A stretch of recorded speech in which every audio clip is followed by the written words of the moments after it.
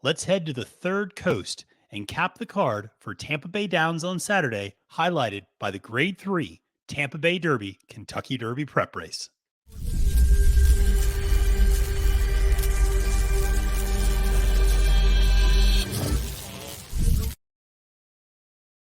Salutations and welcome, friends. I'm your host of this episode of Capping the Card. My name is Matthew DeSantis, and you can find me on Twitter at the handle at Failed to Menace. Now, before we get into a full 12 race card at Tampa Bay for Saturday, just a quick reminder, press that subscribe button here on YouTube to subscribe to Trust the Profits. We got tons of great content. We got a video out about the Azeri. There's a video out with Ed DeRosa from Horse Racing Nation talking about fair odds. We got live betting in the lounge on Thursday nights. We're going to have race replays and reactions this weekend to the big races. So whatever you're interested in horse racing, we got you covered. Make sure to throw me a follow on Twitter at the handle at Fail to Menace. Make sure to like this video and let me know what is your best bet for Saturday at Tampa Bay Downs. Well, when you're talking about racing in Florida, there's only one man that I trust down there in the Sunshine State, and that is my good friend, the sniper, Barry Spears, the first repeat guest on Capping the Card. Barry, thank you so much for coming to join me today as we go through a really exciting 12-race card at Tampa. Yeah, thanks for having me. I was looking for the person you were talking about. I know it wasn't me. I was like, hey, where's this guy he's talking about? I want to be able to trust somebody to give some winners too. Hey, I trust you to give winners. You're going to be, and just so the folks out there watching and listening know, you're going to be working at the track on Saturday, as you did on Sam F. Davis Day, and you're going to be back out there at the track on Saturday. Yeah, absolutely. It's going to be a great time. The weather's going to cooperate. I think we might get a little bit of rain in the morning, but shouldn't affect any of the racing. That's great. So for those people who are maybe first timers on Capping the Card, what we're going to do is myself and Barry are going to go through all 12 races on the card. We're going to give you our top pick. We're going to give you our top value play as well in every single race. Here's the thing, though. Tampa Bay Downs, Barry, you know this from that Sam F. Davis Day. Anybody who follows Tampa should know this. That is a very speed favoring track, particularly on big days. And I would tell anybody watching this, pay attention to how the track is playing early, and that could end up impacting the way you play that track late. Because if you see that speed is carrying in these early races, you might just throw a lot of your handicapping out the window and end up going in a different direction late based upon that. And I know that is something that we just are always cautionary of, obviously, here on Capping the Card, because we're capping this, 2 days out. And a lot of variables can obviously change. Oh, absolutely. We definitely would like to give you, our narrowed down best pick, but there's so many things that can happen between now and then that, it's good to go over the contenders. I mean, we definitely have a good idea of where we're going and what direction, just kind of being a little non-committal. That's all. Yeah. No. And Barry and I are on some of the same horses, and we're going to disagree on a few races, but should be a lot of fun. And we're just going to dive right into race number 1 on the card, which is an $8,000 claimer. You don't see that on big days very often, leading things off with an $8,000 claimer, but I like it. But we're going to kick things off in that race. 6 furlongs on the dirt for 4-year-olds and up. Barry, you are the guest, so I will let you kick things off. You like this Gerald Bennett horse, Tap First. Talk to me a little bit about your top pick contender in this one. Yeah, it's interesting. I mean, in comparison to the rest of the field, this horse dropped down from 25,000 non-winners to 2 to 8. Yes, 8,000, not 18 or not 80, but 8. And ran pretty well. I mean, it's definitely going to be forwardly placed. There's really a few horses that are going to show speed, and notoriously, at least the trend has been that speed is doing very, very well at that track, especially with the lower level claiming horses like this. I'd like to be forwardly placed, and I think Tap First is going to be that horse. And now your value play in this one, the number 11, Woot There It Is, and I'll try not to do a white person dance when I hear that, because that's I'll do it people for like you. Don't to do. worry. No, please don't do that. So this is a family show, Barry, and so but that's also a horse that should be forwardly placed as well, breaking from the far outside. Yeah, and that was kind of the theme with how I looked at this race and my opinion of it is that the horses that are going to be forwardly placed are going to be probably the ones that are going to be around at the end. This one had a little bit of a different journey. Um, at 12 to 1 on the morning line is a pretty decent price. Yeah. The horse ran well, breaking the maiden on January 8th, and then ran a pretty decent race to get beat by a horse that kind of ran off a little bit, won by 4. Hmm. And they stepped him up, and then he didn't really do anything. And you can forgive that race, dropping back down to the $8,000 level, probably do this horse a lot of good. Yeah, absolutely. Well, speaking of dropping down, my top pick in this race is the number 5, Awesome Enough, at 7-2 on the morning line. And this is a horse that is dropping down from that claiming 25, claiming 12-5 circuit, now dropping down to claiming 8. And you certainly saw progression. Had finished fourth by 9 lengths at claiming 25,000, then second by 4 lengths the next time out. So slowly getting there. I do think 6 furlongs is probably a better distance. This horse had been sprinting at like 5.5 and 5 furlongs in some instances. Posted his best speed figure last time out. I just think this is a barn that's also doing quite well. Darian Rodriguez is winning 29% of his entries during the Tampa Bay meet. Paco Lopez on the mount, winning 42% of his rides at Tampa Bay. Obviously not up there all the time, mostly down at Gulfstream Park, but just something to, I think, point out there. And this is a horse that also should be pretty forwardly positioned, but does not need the lead, and should be sitting a decent enough trip in a stalking or forwardly mid-pack place. So I ultimately, like I said, went with number 5, Awesome Enough, in this spot. Now, for my value play, I went to the number 10, and I think this is maybe a good barometer for how the track is playing early, because Wild Irishman, my value play at 10 to 1 on the morning line for Dennis Ward and Pablo Morales, is more of a closer. And if you don't see a horse like this making up ground, because there should be a fair amount of pace in this race, it is a 6 furlong sprint, but there's a lot of horses that want to be up on that lead. If you don't see a horse like Wild Irishman making up ground late, might be an early indicator of how is this track playing in general on the day. And maybe it gives you an indication of how closers are going to do. But here's the thing. I like this horse quite a bit. This horse traditionally has been running longer, actually, and has a little bit of a muddied up form, has run on the synthetic, has run on the turf. But if you isolate those dirt sprints and dirt efforts, actually a pretty good horse and ran pretty decently last time out, actually finished just behind your value play. Woot, there it is, at a claiming $8,000 race at the 7 furlongs last time. So shortening up a little bit. The other thing that is interesting, Dennis Ward, the trainer, only 2 for 21 at this meet. But here's the thing, 11 for 21 in the money. He's sending out horses that are live and are doing halfway decent. And so I don't necessarily view Wild Irishman as a win contender, but certainly a threat, I think, underneath to add some value to your vertical exotics. Well, let's head to race number 2 on the card. And this is a maiden special weight, $37,000. And we're going a mile and 40 for 3-year-olds. And of course, on the dirt again. And for this one, we talk enough to know that we always like to find value in main special weight races, but sometimes I am a sucker for a good favorite in these types of races, and I'm not going to overthink it. And when you give me a Shug McGahee horse with Irad Ortiz Jr. aboard, it's going to be hard for me to turn down. So I'll go to the number 7, Perform, at 9 to 5 in the morning line. He is the favorite here. Shug McGahee, 38% at Tampa Bay Downs this meet, obviously winning a bunch there. This is a horse who actually, I think if you go through and look, has had his form incredibly flattered by the horses he's run against. He's run against a horse like Lost Ark, who came back to run in the Breeders' Cup Juvenile. Disarm and Arthur's Ride and Crouppy, very good horses. Raise Kane, who we just saw win the Gotham. Laver, who was in a stakes race. And then last time out, lost to Mage and Bourbon Resolve and Summon Your Courage, 3 very good horses. Now you're taking a drop down to some extent from these like maiden $90,000, maiden $100,000 races to a maiden special weight $37,000.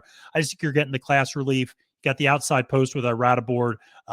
This horse is going to flash early speed. I think is going to be tough to beat. But I'll let you talk a little bit about your top pick, who I took a long look at, Prove Worthy, for Todd Pletcher. Yeah, this horse is I think has more of an upside because he hasn't really run all that much one time, basically. Yeah. But I can see the improvement, upon us with this next race. He ran pretty good that day. Got beat by a horse that's in this race, ringside barely. Uh, but I don't find that a horse like Perform scares me too much. Just because the horse had this is going to be his sixth start, Mm-hmm. and he kind of is flirting with winning, Mm-hmm. and it wouldn't surprise me if Perform wins. Like, he's definitely the logical top choice here, but he doesn't scare me off enough to be like, you know what, he's a foregone conclusion. We can just turn the page because he's Mm-hmm. the winner. Mm-hmm. And I think there's some upside with this Pletcher horse. There's a sibling in there. I think that let me just take a look real quick. Yeah, Amazing Ride is Oh the yeah. horse. This horse is a sibling too, that won going long on the dirt, and I think that's what this horse wants to do. I think that first one was just a race to kind of give this horse, and now this is the one they want to win. Well, speaking of a horse that kind of perked up going long on the dirt, our value play kind of fits that description a little bit. Number Hmm. 3, Ski Country for Owen Hardy with Jesus Castellan. And this is a horse that I think really did demonstrate stretching out was what he wanted to do, because the two sprint efforts were kind of pretty nothing efforts in a lot of ways. Suddenly, this horse stretches out and shows a little something in what I thought was a pretty good maiden special weight race last time, with some pretty big hitters in that race. There was a really expensive Pletcher horse in that race, an expensive Christophe Clement horse in that race. Suerte, the ultimate winner, I thought was very good in that race. It was very formidable. So Ski Country to me at 12-1 presents a little bit of value at a horse that should like to have the extra distance and should be pretty well positioned early. Interested, what drew you to this one? The same thing, that drew it to you. The improvement on the stretch out, and I think this horse, Boleto, the horse's dam was a really good runner, Yeah. especially going long. And I think this one needed that experience going long, getting Lasix blinkers first time. The makeover package, you saw the Hmm. improvement, and it's gonna, I think, happen again. And at 12-1, you can't fade this horse, Right. because there's potential there for this horse to be pretty good going long. So, um, keeping that one in the mix for sure. Yeah, same here. That's the way I feel about this one. I mean, it feels very top heavy in this race, but I like a horse like Ski Country. Some of the first timers weren't that appealing to me, but I thought Ski Country gives you a little bit of a price to include in some verticals if you Well, it's like the whole want to thing. use. It's like the whole thing. Like when you see or you go to the racetrack and you see all the races right on the screens and all day long. Hmm. How many times do you see first and second choice run Right, 1-2? right, Hardly rare. ever. Yeah. But they're always the smallest exacta. Hmm. Hmm. So, no, you gotta get in there and get those value plays for sure. Let's go to race number 3 on the card. Another $37,000 maiden special weight going 6 furlongs for 3-year-olds. Barry, I'm going to let you talk about this one. All Our Muni or Money. I don't know how they want to pronounce this one, but obviously from Money's Gold. And talk about this horse that I took a long look at for Ricky Boyd Jr. Yeah, I mean, I'm not really familiar with Ricky Boyd, but the way that horse ran You on better get familiar. January, yeah, exactly. Yeah, I think that horse ran excellent, and you know, it just fits here. The All Our Money just fits in this spot. It's almost like this race was written for this horse. Hmm. A horse like City Humor had his chances, ran on turf, ran on dirt. It's kind of they're a little all over the place. Who, Hmm. that horse will probably take some money. And then the first timers don't look all that spectacular. Smooth Yep. Flying Mike is probably going to take a little bit of action, but I want to see a race from that one first. Hmm. I think that one has some potential. But yeah, I mean this race wasn't is very straightforward unless the jockeys decide to do something crazy, which definitely happens at Tampa at least once a day, if not I more. I was gonna say at Tampa, those things happen regularly. So I'll still never forget the time that I watched a race, and it was a 5-horse race, and they went 5 wide around the entire track. And I remember even Jason Beam, the track announcer, said, an interesting strategy going around like the far turn. And I was like, yes, that's one way to put it. It is an interesting strategy. So with this one, so my top pick was your best value play, which was the number 4 Roses by Liam. And the reason I went here is the potential for progression, I think. And this was a horse that, interestingly enough, ran pretty well in debut up at Canterbury and finished second in a state restricted race. And then they moved him up to $100,000 stakes race, promptly finished 6th by 20 lengths. But I mean, it showed you that there was at least some thought behind what, potential behind what this horse could potentially be. Then this horse goes on a long layoff from September 10th, comes back February 4th at Tampa, and runs, I thought, a pretty solid race, running second to City Humor, but finishing third in that race by only 2 lengths, posting a 56 buyers, second back from the layoff for a new barn. I just there's a few things I like about what this horse can do. Trainer's good, second time back, Tim Padilla. I'm going to take a shot here with that little bit of a price in that maiden special weight race, but that was a horse I was intrigued by, and I'd imagine, Barry, you kind of focused on the same reasons. Yep. Basically, I really like the improvement off the layoff. Especially speed figure wise, the horse ran a way better number than he was before he went on the layoff, which Mm-hmm. means there's improvement. The horse grew up, Mm-hmm. kind of understands a little bit. One of my reservations and why I didn't use this horse on top is because for whatever reason, this horse kind of gets off a little bit slow. Mm-hmm. And if the pace or if the track is playing a little bit faster, or speedy, this one's going to have a hard time making up ground. But the horse can get out and go. I mean, the Yeah. last race, at Tampa on February 4th, the horse did get out and got in good position and kind of ran the same way around the track, almost like in the same spot, second or third the whole way around. And I Yeah. think that's a real good race to build off of. Absolutely. Absolutely. So for my value play, I'm going to go to maybe a wise guy horse. I don't know. I'm hoping so. Maybe a little bit. Number 7, D's Wise Guy at 12-1 on the morning line for Kerry Raven, the trainer. And partially, this is just a huge jockey trainer play for me. When Raven and Castanon team up, they are winning at a 47% clip this year in limited sample size, but basically 7 for 15 with a $3.68 ROI. This horse ran a pretty nice maiden special or a maiden claimer, but it was a $40,000 maiden claimer. I mean, that's the interesting part. This is a $37,000 maiden special weight. So, the purse money really wasn't any different. Obviously, the potential for losing this horse changed, but then they moved this horse back onto the turf actually last time, and now back on dirt at 6 furlongs where this horse showed its best effort, is going to have a lot of early speed. Again, we want to be forwardly placed on this track. I'm just going to take a shot with this horse 12-1. Why not use this horse? Because like you said, I'm not enthralled by any of these first timers, willing to kind of fade most of them. And so looking at the horses that have some experience, 12-1, I'll take a shot with D's Wise Guy. Let's move to race number 4, which is a $33,000. They better be running for more than $33. $33,000 allowance race on the turf that goes a mile for 4-year-old and up filly and mares. And this is one where I went to a horse up top, Saturday Night Girl at 9-2 on the morning line. And this is a horse that's just shown really good consistency. I feel like you go back, you look the last 3-4 efforts. This horse just is pretty rock solid in terms of what you're going to get out of this horse.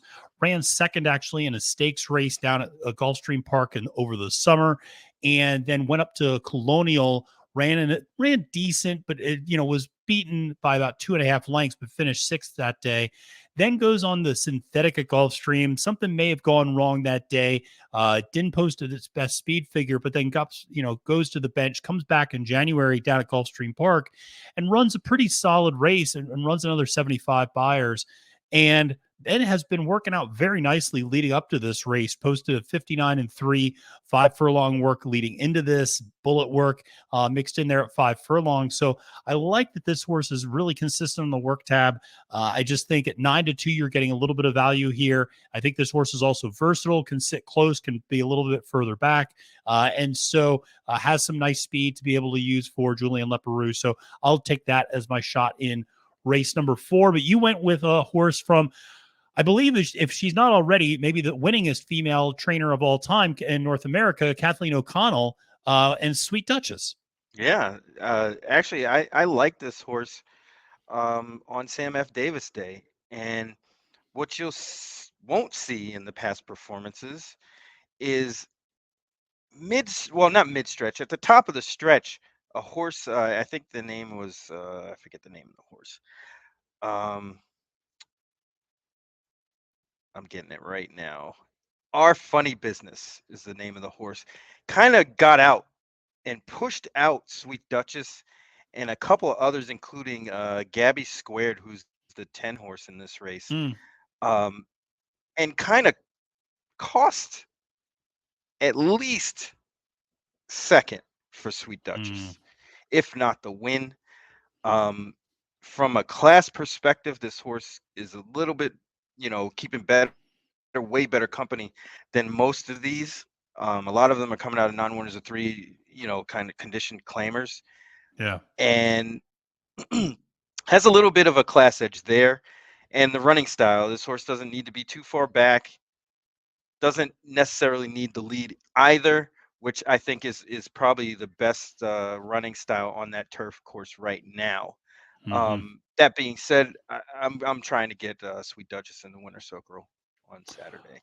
Well, a horse that we both hope ends up somewhere on our tickets that cash is Bikini Baby, the number 7. Talk to me a little bit about what drew you to this long shot at 15-1 on the morning line. Well, it was actually the old Matt DeSantis improving horse on the turf, and it Yep. begs the question of why didn't they just keep running this horse on the turf? It seems like he's getting better. Yeah.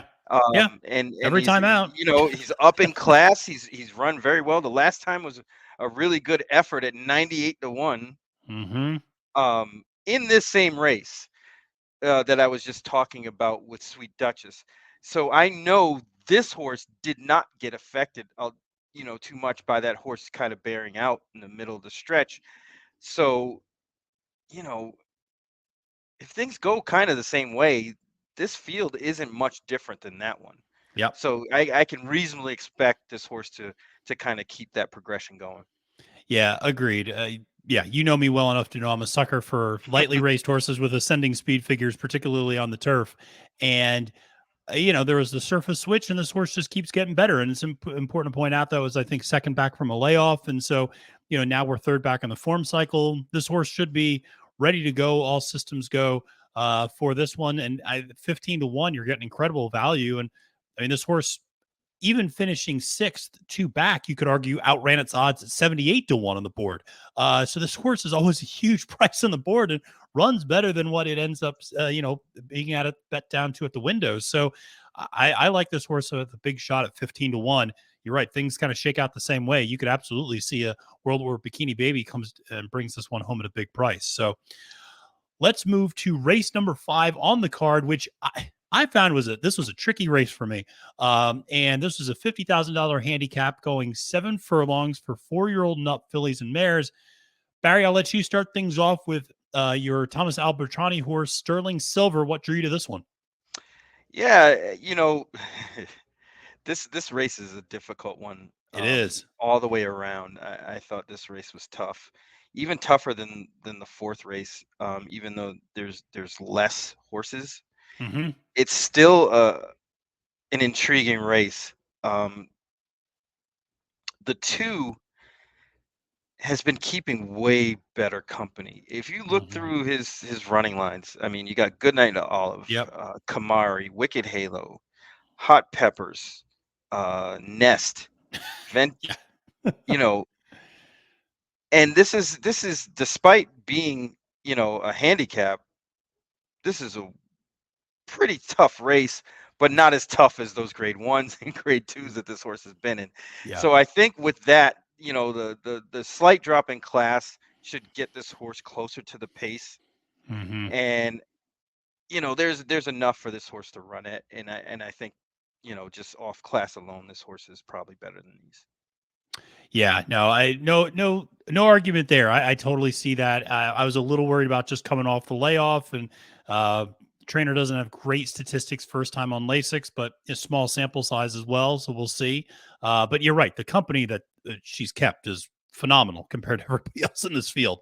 It's not even really close. I ultimately went with the number 7, Past the Champagne, 3-1 for George Weaver with Irad Ortiz Jr. aboard. Right now, quite frankly, just flat betting Irad Ortiz Jr. horses is probably not a bad idea. The way he's riding at Gulfstream and up at Tampa, but he just is on a tear. It feels like. The reason I like this horse is it goes back to something you and I talk about with Gino Piccolo on Friday mornings a lot of times when we do This Week in Stable Duel. 7 furlongs is a tricky distance, and it's a distance that not every horse loves. 6 furlong horses don't always love stretching out to it. Mile horses can be very particular about just liking to run a mile. The reason I like Past the Champagne is this horse likes 7 furlongs. Both career wins are at that distance, 3 for 4 in the exacta. I like what this horse has to do. That effort at the Wayward Miss, I thought was very solid, coming back from a long layoff, and that was at a mile and a 16th. But you look at what this horse does going around one turn, very good stuff. And I'm willing to kind of toss that last effort at Laurel and the Barbara Fritchie, which is a grade 3, mainly because Laurel form, and I live up there and I'm live a mile from an hour from the track. It can get really wonky. Like I've seen horses go to Laurel, throw in clunkers, come back at another track and fire like no tomorrow. And so you just see sometimes Laurel be a little bit anomalous in terms of those finishes and speed figures. It's just something to keep in mind. But I'm just going to take a shot with this one. Jockey trainer, very solid combination, 31% winning when Weaver and Irad team up. But now I love your value play because in horse racing, you got to take a stand. And you took a stand with Take a Stand. Talk to me about this one for Victoria Oliver. Yeah, you know what? This horse, come Saturday, might be my top pick. Mm-hmm. Um, I just, you know, just looking at the past performances for this horse, you see the steady improvement, Mm-hmm. especially going long. But I think the cutback is the key. Mm-hmm. I'm not really sold on this horse going, a mile and a 16th. Yeah. I think that might be a little bit too far. And I think this, for the mile trip, 7 furlongs to a mile is probably hits this horse right between the eyes. Um, and you can toss that last effort on the grass, even though it wasn't Totally. really a bad effort. It just doesn't fit with this, what we're doing on Saturday at a Mm-hmm. huge price. But this horse, every time is out, is never favored, usually a decent price and runs well. Mm-hmm. Yeah. There's again, this is like a top heavy race, like you put it before. Mm-hmm. I don't see why this horse can't be competitive in a race like this, especially if things get a little crazy with the two favorites, Yeah. with the 7 and the 2. And it has that potential because there's some speed in here. Yeah. Olivia Darling has some zip. Yep. Tap Dance Fever has some zip. Take a Stand can be forwardly placed, but probably doesn't want the lead. The one horse probably would like to be up front. So there's enough in here for a horse like this on the cutback and the layoff to get a good trip. Yeah, absolutely. And so you spoke of the one horse. That's my value play. Rest of the story, 10-1 on the morning line. Part of the reason is this horse is 6 for 7 in the money at 7 furlongs. This is clearly a distance this horse likes. And I don't view Rest of the Story as a win candidate, but should be forwardly placed. I do think best chance to win is to make the lead, but I hope they don't actually try. I kind of hope they don't try to get to the lead because I think if they do, then crazy things start happening. I think you see probably a little bit of a meltdown. I think this horse probably fades pretty much at that point. But we'll have to send and be aggressive from the inside gate there, going 7 furlongs. But I like Edgar Zayas on the mount for this one. He was on the mount the last 2 times out. This horse also has kept pretty good company. Mary Quite Contrary, R. Adios Jersey, Frank's Rocket, Diamond Wow. These are good horses that this horse has been running against. Like you said, very salty field for a $50,000 handicap. This is a real fun one to watch. I can't wait to see how this one turns out on Saturday. Yeah, I rated this one a little bit above average on the chaos scale because there's potential for this to be one of those races that a result happens that you can't explain. Yep, absolutely, absolutely. Well, let's move to the sixth race on the card, which is another maiden special weight race, and this is another $37,000 going 6 furlongs for 3-year-old fillies. And we both have the same value play here, but we do differ a little bit up top. And so I'll just talk about my top pick, Oldest Sister, for Victoria Oliver at 9-2. And I'll tell you why this is my top pick, and it's because of a horse with a different pedigree, but who won last weekend, Scotland. And then part of the reason I love Scotland down at Gulfstream Park last week was because Scotland's dam does nothing but turn out winners, and Gemswick Park, and is just a machine with this. And it's the same sort of thing here with Oldest Sister, first time runner for Victoria Oliver. Here's the thing: the dam, Sarcastic, has 5 offspring. 4 of them have won on debut. Could I interest you in that? That is incredible precocity underneath to have 4 out of 5 of her offspring win first time out. So I'm kind of, this is a purely a pedigree play for me. The horse has shown some ability, I think, in some of the works. Not looking too bad. Oliver has some success first time out. You get Louis Saez aboard, who I always trust to give horses a good ride. 9-2 in the morning line. Like I said, I'm just going to take a shot with Oldest Sister here from a pedigree standpoint and assume that this offspring of Sarcastic will do what its siblings have done. But you went to another Kathleen O'Connell horse, the number 11 Dream Concert in this one. Talk a little bit about this horse. The thing that I like about this horse is the steady work pattern. Mm-hmm. And you can see, like, usually you don't really get a good gauge on how a horse is working, but if you look at this horse's works, they've gotten better Yes. since August, just every time, and you can see the progression. Now, the dam was a pretty good sprinter on the dirt. Mm-hmm. Won quite a few races at Tampa too. Mm-hmm. Uh, Very fast, speedy type. The lone sibling, Spanish Noble, is also a speedy type. Ran on synthetic or runs on synthetic mostly because that horse is still in training. Mm-hmm. Uh, but is a speedy kind of horse. Mm-hmm. And usually in maiden races, speed wins. Mm-hmm. So I can see this horse getting laces for the first time, getting top rider in Antonio Gallardo. They're going to be aggressive and try to go.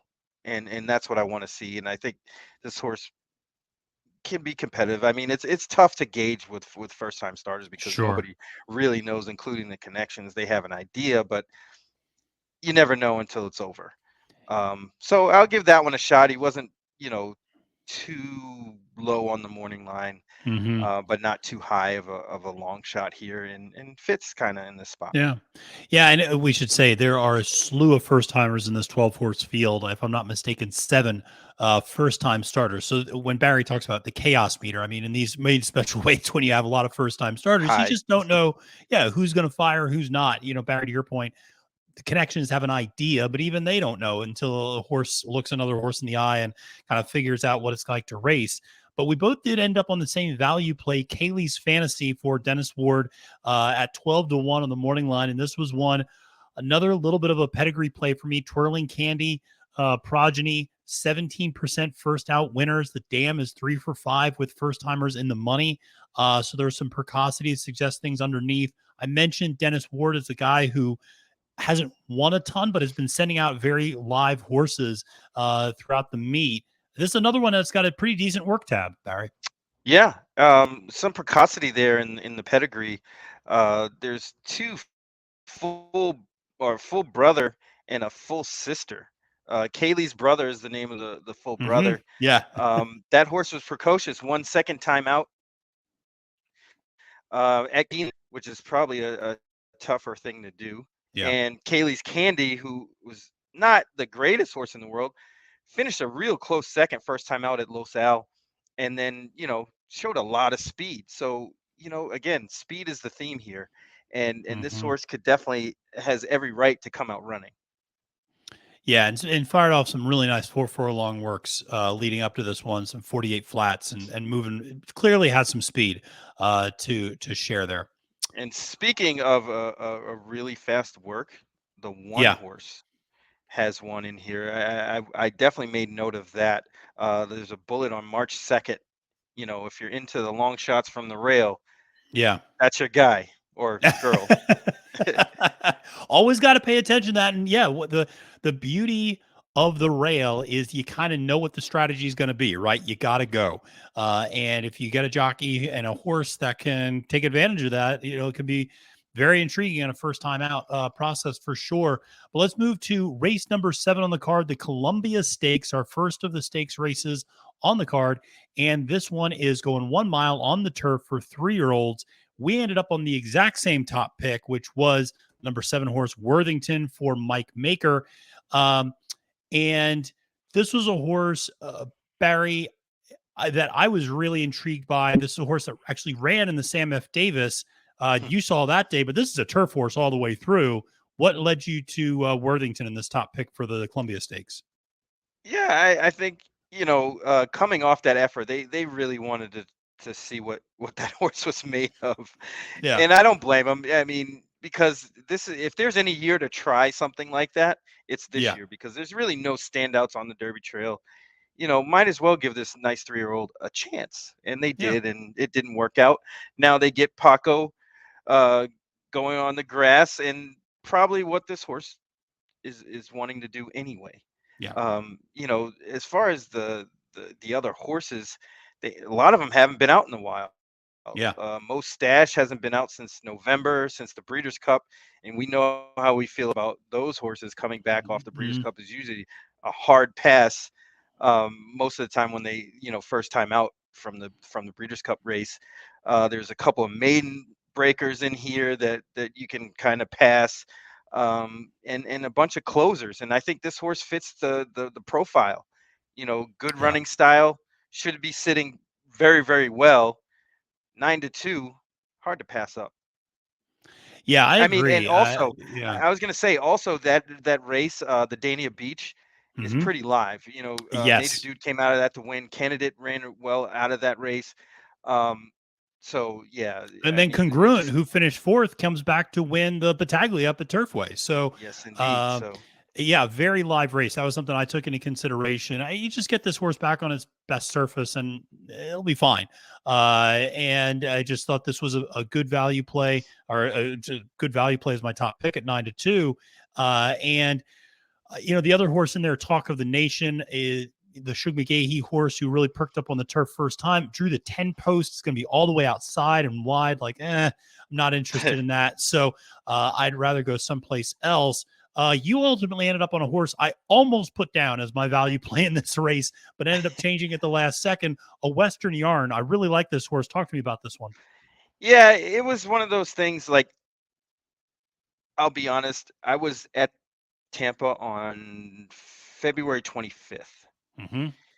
And every single turf race that day. I mean, granted, the level of competition was a little bit less than what it Mm-hmm. will be on Saturday, but they walked out of the gate and walked around the turf course all day long. Speed. The top 3 horses that broke on top were the top 3 at the finish. Interesting. And if that happens, Western Yarn is the horse that will probably be able to do it. I'm not Yeah. really too high on Naga's Boy, the 4. I think that Mm-hmm. horse is just outclassed. Not to Mm-hmm. mention that the rider on that one goes to the 3, who's Yeah. also speed. So Yep. I think he has a good understanding. Danny's a really good judge of pace, Mm-hmm. and he's definitely a what I like to call a cerebral rider. He really thinks about his craft and how to set up races, and you Yeah. can tell by the way he rides. He might not win all the time, but he's definitely going to have his horse in the right spot if he can. He, Absolutely. he sort of reminds me of Johnny V in that way, where Johnny V doesn't really make mistakes. He puts his horses in those positions, Yeah. and if they run, they run. If they don't, they don't. Yeah. Um, but other than that, the 4 horse, maybe the 8, but everybody else that showed a little bit of semblance of speed looks hopelessly lost in this race. Yeah, that is completely agreed. I definitely like this 3 a lot. My value play ultimately went to the number 2, Sendero at 8-1 on the morning line for Todd Pletcher and Edgar Zayas. And this is a horse 2 back, had a lot of difficulty, was bumped around. It just had a bad start, and you can, I think, draw a line through that one. And then comes back next time out and runs in a race with a horse that we both really liked last week, Web Slinger. Mhm. And that was a horse we were both really high on in the Colonel Liam, and he almost got there for us, Barry. He almost got there Man, he for made a us, good move. and just couldn't quite catch Dude in Colorado. But that effort to me tells me that race is pretty live, and that tells me the Web Slinger was the real deal. Now you have Sendero really making almost the exact same jump that Web Slinger made from this race to kind of a non-graded listed stakes race. And I thought, and interestingly enough, same price on the morning line, actually. Web Slinger was 8-1 last week. Now you're Mhm. looking at Sendero at 8-1 this week. Obviously, trust the connections. If you really throw out that race 2 back where he was interfered with, the horse has done really nothing wrong. I mean, it just maybe not always gotten in the money or won, but has demonstrated ability. And so I think at a bigger price, absolutely willing to use this horse underneath, has demonstrated some very impressive turn of foot if there is any pace on in this race. Yeah, I found it interesting that Irad is not riding there, and he Yeah. goes to the 1.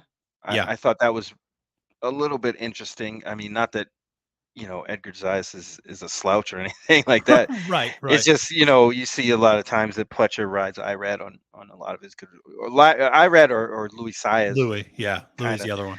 Yeah. Um, and neither one of them end up on that horse.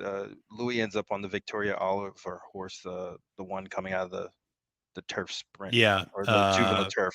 Yeah. Juvenile turn. Mustache. Yeah. Who I'm also fading hard in this spot. So let's move on to the first graded stakes race on the card. And this is the Challenger Stakes Grade 3 going a mile and a 16th for 4-year-olds and up. And listen, sometimes you got to be a chalk eating weasel. And sometimes you got No. to listen. Sometimes you just can't overthink things. To me, this race was just pretty straightforward when you looked at the PPs, when you looked at everything else. Skippy Longstocking just made too much sense and will inevitably get bet down way too much, probably as a single on a lot of people's horizontals. Understandably so. My top pick for Safi and Irad aboard. Um, this horse, I mean, won the Harlan's Holiday 2 back, then goes to the Pegasus and doesn't run well. But Barry, that Pegasus has come back as you would expect from a grade 1. Everybody's running well. Even the horses that didn't run well in that Pegasus have come back to run really well. Last Samurai has come back to win. White Abario has come back to win. Stiletto Boy comes back to win the big cap out west. And oh, by the way, the top 3 in that race all ran in the Pegasus. And there was basically a 3-way dead heat almost between Stiletto Boy, Proxy, and Defunded. So those 3 are all fired. My boy Simplification ran well in a grade 2 coming back from that race. So Mhm. that race just really feels live. And I don't want to overthink this one. And it just seems like Skippy is a logical choice here. Yeah, I'm with you. That's why I Yeah. got him on top too. Yeah. It's just funny because, that might be the first time in Pegasus history that it produced a key race. Yeah. Um, That's funny you say that because you're right, actually. Yeah. and it's really Skippy Longstocking's race to lose. Yeah.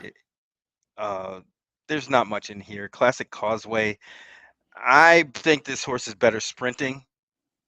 They were going long on the turf, and he didn't Yep. run all that bad, but I just don't, I don't think that's really what he wants to do, and Yeah. kind of got lost somewhere after he won the Belmont Derby. I think they just got too enthusiastic about him on the turf because that Yeah. Belmont Derby was just tailor made for a front runner to win, and Yeah. he was the only one, and Yeah. it played out that way. Um, and I think it was more of a fluke than it was him being good. Mm-hmm. And at least on the turf, if you Yeah. cut him back to, let's say, 7 or a mile, I think he runs better. It just feels like they're trying to catch lightning in the bottle like they did last year with his Yeah. 2 races at Tampa. But I just don't see it here. I don't see it either. Skippy's a very good horse, I think, and has proven me wrong a few times because I've always been a little like, how good is this horse really? But he's a good horse, and that Harlan's Holiday certainly proved it against a nice field, and like I said, Kim, the Pegasus come back very live. But while we might give you chalk up top, we both give you double digit long shots underneath to use. Barry, talk a little bit about this horse, the Reds for Safi that you like. Yeah, he's definitely kind of coming into his own. The problem is he likes to sit back a little bit. He's kind of a closer. Mm-hmm. You can definitely throw out the Hooper first off the layoff. I think he was just overmatched in that race. Endorsed had come back and won another race since then. Mm-hmm. And Octane has run very, very well. Dean Delivers has been in good form. I think he was just a little bit overmatched in this race. This is a way better spot. Plus, it's a shorter distance um, than uh, you know going a mile and an eighth, which he has been doing. I think this distance hits him more in the square of his head than than any of the others. Yeah. Yeah. But yeah, you know, I'm not really too enthusiastic about a horse like Tax. Like, what do you Right. do with Same that here. horse? I mean, what Same here. Yeah. can you really bet Tax? And Classic Causeway, I don't really like either. Mighty Yeah. Heart seems to be tailing off finally, even though that horse is tough as nails. Yeah. And there's quite a bit of speed. Mm-hmm. So that's why I think the Reds, who seems to be improving, could have a shot if things go crazy. Well, you mentioned Mighty Heart, and that's my value play at 15-1. This horse is just tough as nails. You're absolutely right. And the speed figures on dirt, they're sporadic. I mean, you don't see them often on dirt. When you see them on dirt, they do seem to be trending down recently, but that was also that last effort was coming back from a layoff, so maybe some improvement there. Second back, just or now third back because they ran on the turf last time. So I do think this horse. I think this will be a good test of how speed favoring this track is as well, because there is going to be a lot of speed in this race. And if a horse like Mighty Heart can hold on to get a piece, that can tell you just how favoring it might very well be that day. I always remember something you told me about Classic Causeway. And this horse, he breaks incredibly well, but he's not necessarily fast. Right. And there's a difference between those things that I think people go, wow, that's a fast horse. That's a quick horse, maybe. It's out of the gate quickly, but it's not a fast horse. And so when I see a horse like Mighty Heart, I go, that's just a faster horse than Classic Causeway. And I think he's going to get to the lead, as opposed to Classic Causeway, who might break up top, but might not have that sustained run to the first turn. And so I'm going to take a shot with Mighty Heart at 15-1, probably use this horse underneath a little bit, but like I said, a very straightforward race in terms of our top pick being Skippy Longstocking. Well, let's move to race number 9, the Hillsborough Stakes, grade 2, going a mile and an eighth on the turf for 4-year-old and up fillies and mares. And we both have the same top pick. And Barry, I have a feeling why, which is what you brought up earlier, lone speed on the turf. And that is what Lone Scottish Star speed. is going to be. That's exactly what I went to. Yep. It seemed super, super logical in this race. Um, it's going to be a catch me if you can kind of Yep. situation. And I think Scottish Star has the goods. I mean, there's really not much in here. Although my second horse I kind of like a bit, but it's going to be hard to figure out how they're going to ride these Chad Brown horses. Yeah. Yeah.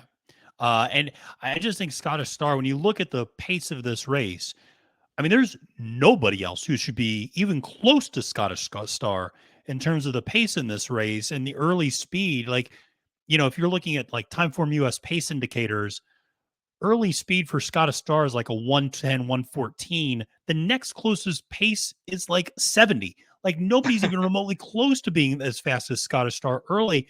This horse, I think, just is going to give the field the slip, quite frankly, and it's just going to take him gate to wire. And you have a really smart jockey in Luis Saez, who I just trust to give the right type of ride here, to be aggressive, but not overly aggressive. And I just think, I trust Louis with this type of a horse. And I think Scottish Star has some really nice races. That Endeavor last time out, the grade 3 was, I think, very, very good. But this horse, like I said, has some real nice efforts. That Suwannee River, even off the bench, wasn't that bad. And so you mentioned you like this California Queen for Chad Brown, and it's rare to find a Chad Brown horse getting 10-1 on the turf. So that's always a good value play. Oh yeah, definitely. And the thing about Scottish Star, funny enough, is because of the Chad Browns in here, that horse is still going to be a good price despite Yeah. the Yeah, Todd yes. Pletcher being the Yeah. trainer. Um, Yeah. but California Queen was basically like the second fastest horse early, and that's that's why I like Mm-hmm. him in this spot. I think they're gonna have to get out in front of everybody else other than Scottish Star. Uh, Yeah. and I think that's going to do this horse a lot of good, especially saving ground on the rail. He just has to go out and perform. I think people are going to gravitate really a lot towards Rogier, Yeah. who I'm not that high on anyway. I thought Yeah. he's run well, or she's run well clearly, uh, but got beat by a bunch of stablemates. Yeah. Yep, and that's the thing is she's not a bad horse. I remember that I remember that Begay effort, and I thought, wow, she looks really good in that first Right, time out in North everybody did. America. And then she just kind of, I mean, great, she's been running against very, very good company, but still, like, she wasn't the best in the stable. That was pretty obvious. And yeah, I'm willing to try to look past her. I'm willing to look past Chantasara as well. And so once you get past those two, this race feels very wide open, particularly with the pace set up. A horse like Temple City Tear, coming off a little bit of a layoff, is an interesting horse, but willing to try to beat that horse as well. And so my value play in this one is number 5, Gam's Mission. Cherie DeVoe is one of the trainers that I always trust getting horses ready off a long layoff. Gam's Mission is coming back from a pretty lengthy layoff, last ran June 5th. But DeVoe is winning 21% of those races off that long of a layoff, which is, I think particularly noteworthy. The workouts look spectacular leading up to this race. This horse is absolutely capable of winning this one. Obviously, having won 2 grade 3s before, very capable of stepping up and I think winning a grade 2 as well. This horse has some versatility. I'll be interested to see where this horse is placed, because this horse can, close from way in the back, but also can sit more of a mid-pack trip, which I'm hoping is what she ends up kind of carving out for herself. Let's move to race number 10, the Florida Oaks. And this is one which feels like another pretty wide open race. And this is a grade 3 going a mile and a 16th on the turf. And interestingly enough, people looking at the PPs for this one might do a double take, because the winner of the Sun Coast, Dreaming of Snow, who you might thought was on the Kentucky Oaks Trail, and maybe still is, I don't know, is deciding to run on the turf in this one. And so she switched she switched surfaces and run on in this race. I don't see her as a particular contender, but my top pick in this one is the number 2 Alpha Bella, who would have won last time out in the Swedish Chant if not for an absolutely miraculous recovery from Cairo Consort, who just came blazing down the trail and down the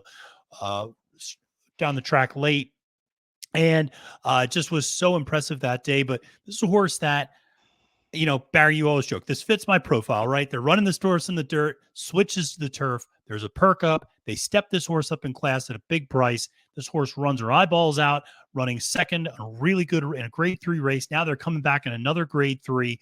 I just like 9-2. You get Pletcher and Saez. I'll take a shot with this horse, who I think, I just think there's going to be continued progression here. And I think she's also a horse that should be relatively forwardly placed. Like, she has tactical speed to be sitting at a stalking trip or a forward mid-pack trip. So I like Alphabella here as my top pick. But you went to the outside to Grace Darling for Brian Lynch at a big price at 8-1. Talk a little bit about this one. Yeah, this horse only has one start here in America, and it was pretty damn good. Yeah, it was. uh, you know, it was sort of predicted though. This horse was bet, Mm-hmm. and getting Lasix on Saturday is definitely a plus. But I've seen Brian Lynch put horses over in this race Yep. before. Same sort of deal. The horse was lightly raced, coming in from a foreign country, Mhm. and just runs lights out. And Mhm. I get that vibe here with Grace Darling. Um, tripwise, Julian's going to have to figure something out. But man, there's way too much speed in here. Hopefully, I think this horse will kind of lay back, not Mhm. too far back. I don't want Julian to fall asleep, but I don't want him, up near the front. And I think there's a lot of speed in here, so there's a lot to go. But this is a really tough race. This one rated very, very high on the chaos scale. Well, you mentioned that Grace Darling's getting Lasix for the first time. Another horse you have as your value play, Stephanie's Charm, also getting Lasix for the first time. Barry, I feel like this is a horse you and I have been a big fan of for a while down at Gulfstream Park. And I feel like one of us has picked this horse the last couple of times out, I think. Yeah, and she runs well. I mean, She it's just does. her running style. She's just from way downtown, just way back, and Hmm. she runs fast. Maybe the Lasix will get her in the game a little bit sooner. But she closes like a freight train every time, and one of these days she's gonna get there at a price, and I want to have her. And hopefully it's not Saturday, unless I change my mind, from between now and then. Yep. But yeah, I definitely she's a stable male horse of mine, um, for that reason because I think she's gonna score eventually, in a decent kind of race in a small lower level stake at a big price.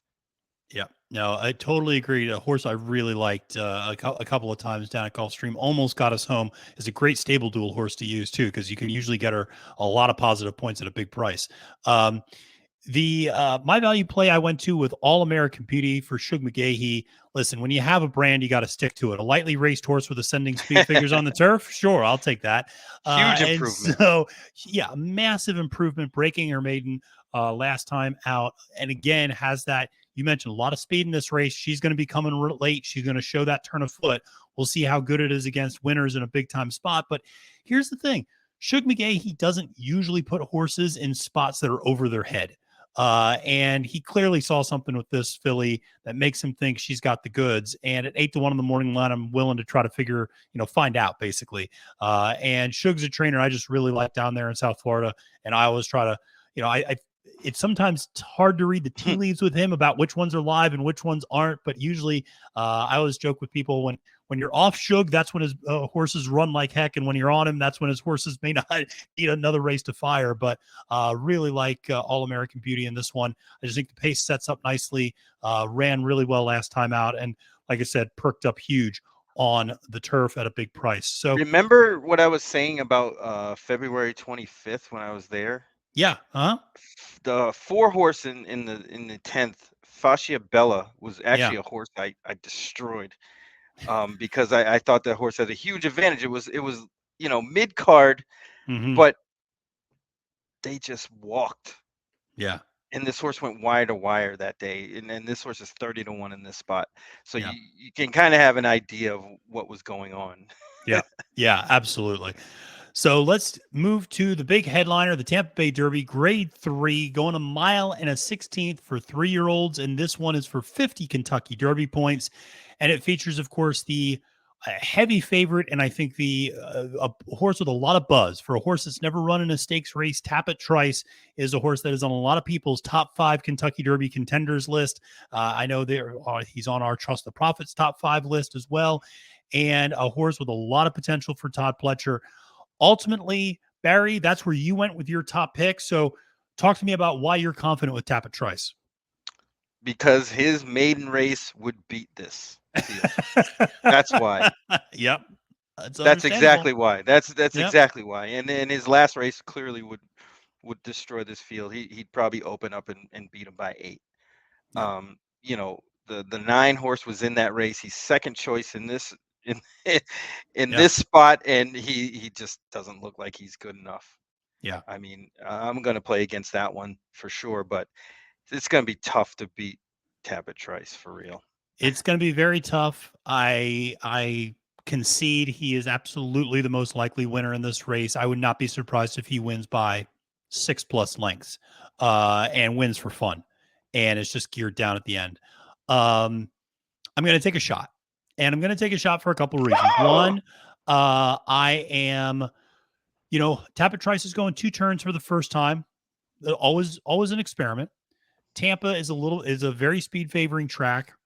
And it'll be interesting to see where Tapit Trice sits in this race, because here's the thing: that last race was, I think, a little against form for Tapit Trice in that this is a horse that does not usually break great and could find himself shuffled back a little bit. They were going so slow up front, and Shesterkin, the horse that you were referencing that finished second in that race, for some reason decided to rate that day, and that made no sense at all. And even though It basically Shesterkin has gave that, the race to they Tapit gave Trice. the race to Tapit Trice by the first furlong pole, and I was like, oh, this is over. He's going to win this easy. There's a lot more speed today, and here's the amazing statistic. And I have to shout out Ed DeRosa from Horse Racing Nation for sharing this with me. Since February 1st, horses that are 4 or more lengths back at first call are 0 for 36 at Tampa Bay going dirt route races.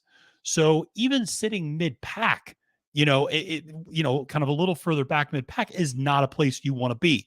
Now, Tapit Trice, I think, is the class in this field, no doubt about it. But I do wonder, you have Zydeco on the outside. You have some other horses that are going to flash speed. You have Groveland, who's going to want to be forwardly placed. You have some horses that are going to want to be up front. Shesterkin's got the blinkers on. He's going to go. So you wonder, does Tapit Trice end up getting shuffled a little bit back, sitting mid-pack, but is sitting mid-pack a problem? And can you make up that? Can you make up the ground if it's a speed favoring track? I don't know. I'm willing to try to play against to find out, because I have a feeling Tapit Trice is going to be like 3-5 by the time the win by post. Yeah, he's definitely going to be way, way underlaid. But yeah, I mean, if you look at his maiden victory, the horse that finished second, Slip Mahoney, very nice. ended up winning out of that race. So he came back out of that maiden race, won a maiden race, then finished second in the Gotham. Yeah. And I like that horse a lot. I don't know where the hell that horse went during the race. I don't know All either. I know is just finished second. And I was like, where were you the whole time? I didn't even see the horse until the finish. No, that was a crazy thing. It's funny. But, I was calling that race live, and yeah. No, I was calling that race live, and I was like, where is the 11? Because he has the 11 in that race. I'm like, where is the 11? And like, I didn't see Slip Mahoney anywhere. And then all of a sudden, just flying up at the last second, there's Slip Mahoney just flying like a demon. So no, it's very Tapit Trice, very good horse. Now, my top pick is Groveland. This is a horse you kind of like underneath. I thought turned in a very nice effort in that Sam F. Davis. This is a horse that should be stalking and kind of sitting, I think, an ideal trip behind some of the early speed in this race. This is a horse that does have, I think, has shown some nice progression in terms of running, stepping up in class. The question is, he's got to really improve in speed figures. There's no doubt about it. But this horse has the right sort of running style to fit this track, I think, and prove to be the best out of a lot of these horses that are running back from the Sam F. Davis. So if you're looking through a lot of these kind of what I hesitate to use this word, but retreads from that race, then, then suddenly, he just makes a lot of sense at 6-1 on the morning line. Is that a kind of some of why you like Groveland as a little bit of an underneath play for you? Yes. Yeah. And you're killing them softly with your diction. I'm sorry. I didn't refer to them as cheap, though. At no point did I say that. That's true. But Groveland looks like he has a shot. I think he has a chance, because he handled the rising class pretty well, and even got stopped in the Sam Davis on the far turn. Yeah. And had to stop and kind of go around Zydeco.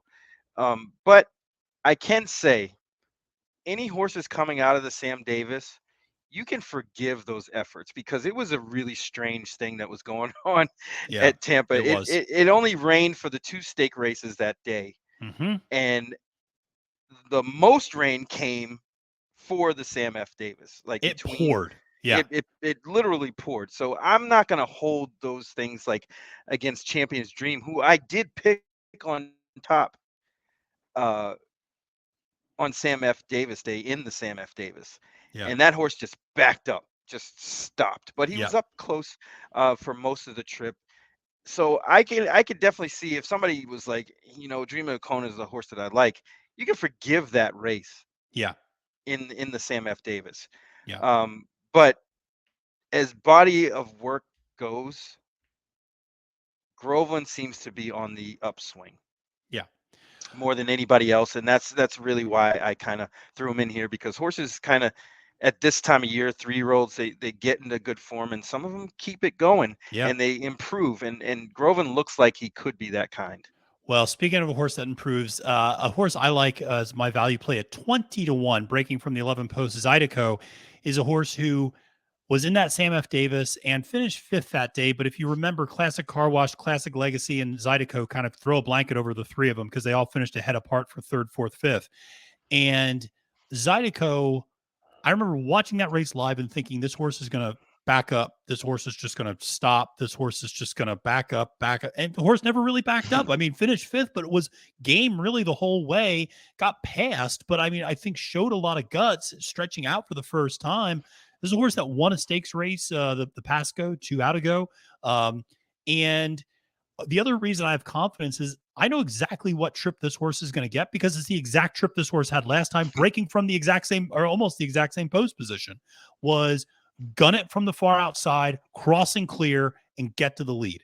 And that's what this horse is going to try to do on Saturday. And depending on how the track plays, I think Zydeco at 20-1, I think there's some opportunity there for a huge upset, or at the very least for a horse to hang on and be a piece of the board at a big price. So that's the way I will play that Tampa Bay Derby. Yeah, the thing about Zydeco I have questions with is, what is that horse going to do if Prairie Hawk goes? Because Prairie Hawk was a virtual no-show Yes. last time. Yes. Um, and even I can't even say this name. Oh, Shesterkin. Shesterkin. Yeah. Yeah, even that horse has some zip. Um, but I think Zydeco is awfully quick and probably will be the speed of the speed. Yeah, and but you're right. There might be pressure there from Prairie Hawk on the outside, from Shesterkin on the inside. The key though is just getting across and clearing. And I just think Prairie Hawk's a horse I liked a little bit in that Sam F. Davis, but that far 12 post, a lot of speed to the inside. I just don't know. They really have to send, I think, to get Prairie Hawk on the lead, and I don't know if that is really the best thing if you want to finish the mile and a 16th anywhere near the lead. So. Let's go to the final race on the card. And Barry, before we started recording, I joked with you that we might have disagreed throughout the card, but we saw things identical in the last race, not just the same two horses in the same exact order. And here I thought I was getting smart, giving an 8-1 up top and a 12-1 underneath, but you did it as well. So let's talk a little bit about these two horses. Little Miss Moonlight, the number 10 horse, is both of our top picks in this one at 8-1 on the morning line for Timothy Ham with Pablo Morales aboard. Interestingly enough, this is a statistic I don't look up often, but Timothy Ham winning 19% of third start maiden special weights. You don't see that, you don't see that stat thrown That's around really very often. But this strange. is, it is really strange because his numbers kind of first time out and second time out aren't great, but all of a sudden really pop up third time out. And so this horse that has finished second the last two times, handled the turf nicely. And the first effort was supposed to be on turf and just got rained off. I think the figures absolutely fit in this race. This horse just missed both times, but showed some versatility. That first time out sat very close to the lead. Last time out was really closing from further back. I like that versatility for Little Miss Moonlight. What made you like this horse? I mean, it's the DeSantis special. Unpredictable, if nothing You else. come out. The horse was supposed to run on the grass first time out. Runs well Mm-hmm. on the dirt. Finally get a crack at the turf next time. On Sam F. Davis Day. And that was a really strange race too, by the way. If you go back and watch that race, the last race on Sam Davis Day, which was February 11th, horse comes out of that race, and it was so weird. Like, it was like nobody in that race wanted to win. And I think the 10 got the most out of it. Hmm. And that's why I like this horse here, because I think this horse learned a couple of things in the running of that race, especially, it was just a really weird race. Those last 3 races on that day were really, really strange. Um, but that's why I landed here. I think this horse has potential to be well off of that first crack at the turf. Um, Not much else in here that really kind of caught my eye. Even the horse, the 5, Galileo's Jewel. Hmm. It's okay on paper, I suppose, and can step up, but Yep. nobody in here that scares me or looks super live. That it's like, oh wow, But that also leaves things open for the chaos, and I think that could play out here. Absolutely. No, justifiable Bell at the number 4 horses getting, switched from the Todd Pletcher barn to the Owen Hardy barn. That's usually not a play I like to make, leaving a very successful barn for a smaller operation. Numbers aren't great there for Hardy, actually, when you look at that, only 1 for 22 on a trainer change on the turf. And this horse that really hasn't gotten any, you could argue ran its best race up at Saratoga in debut, hasn't really run that great since. Galileo's Jewel, yeah, second back on off of a brief layoff, but this horse kind of seems to run the same race every time. We ultimately ended up on the same value play double scoop, which is a half to the legendary horse State of Rest, Hmm. which was a big reason I was like, oh, well, it's just got a great sibling, so I'm just going to bet on this horse. Two Uh, great siblings, kind of, because oh, Tranquil yeah. Lady is another one. Yeah. It was a Group 3 winner. Yep. So, Absolutely. the pedigree's there, and Yeah. 12 to 1. If we get 12 to 1, Oh yeah, no, and here's the thing. So you have some great pedigree underneath, but even up top, if you look, Dandy Man is producing 22% turf rat winners as well. So I mean, this horse got it in all directions. Dutrow is pretty good, 19% first time out with a 347 ROI. So there's something to like there, I think. And like you said, wide open race, might as well take a shot here. So listen, if you don't pay attention to us for the rest of the card, at least play a 10-8 straight exacta in race 12, as that is where we're in agreement on this one. But the law professor locks yes, in the the law last race. professor's lock of the week. Yeah, and the Quattro L lock of the week as well. That Oh also man. can come through. But Barry, thank you so much for being on, and really appreciate your insight. Let everybody know where they can find you out there at the track potentially on Saturday, and what else you got going on. On Saturday, I will be on the track feed all day long with Ren Carruthers, talking about each and every race on the Tampa Bay Derby card. Other than that, you'll see me also on Twitter every day, all day, at Urban Handicapper. Then you can see me or hear me on the Going in Circles podcast, which is Big Monday show every Monday. Like Monday. Usually goes longer than it should, but it's like the running joke, so we just keep it going. If you're on a road trip to Tampa, pop on Going in There you Circles. That's go. what I would That's say. perfect. Yeah, That's the exactly. entertainment you need for the rest of the trip for That's sure. what I'm gonna So do on Saturday morning driving out there. heck yeah. So Barry, thank you again. Always appreciate it, my man. You were just the absolute best, and love handicapping with you and talking through this really exciting 12 race card. So thank you all for tuning in to this episode of Capping the Card. Like I said at the beginning, make sure to like this video. Make sure to let us know who you think your top pick is, maybe at the Tampa Bay Derby, but who's your best play of the whole day? Who do you got? Let's give out some prices here in the comments below. Make sure to subscribe to Trust the Profits and follow me and Barry on Twitter at our respective handles. Well, until next time, friends, my name is Matthew DeSantis, wishing you a great and prosperous day at the races and reminding you that it's now post time.